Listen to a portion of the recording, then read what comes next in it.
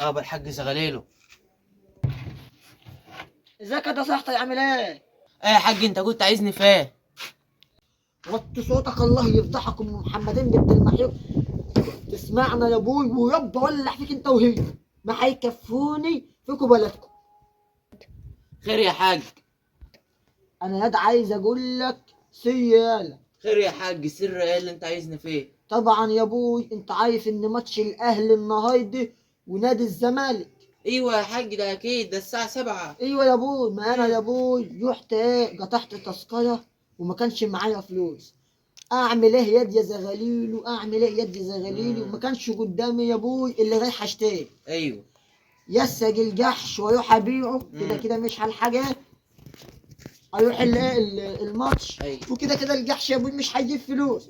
يا اما اكيد. ايوه، يا اما انا اسرق يا ابوي دهب ام محمدين. قلت ما فيش اللي غير ما انا اسرق دهب ام محمدين يا ابوي. وعملت كده يا حاج؟ وطي صوتك تفضحنا يا ابوي.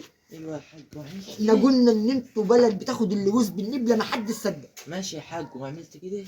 ايوه يا ابوي، وهمشي دلوقتي يا ابوي.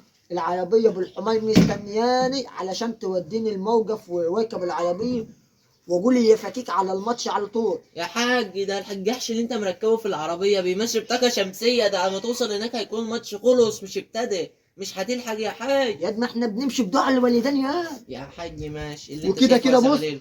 ورحت جبت حته بلغه بص اهي يا بيض عشان انا زملكاوي ونضيف وسوف نظل اوفياء. والمهم وسوف نبقى أوفياء. امال ايه؟ مم.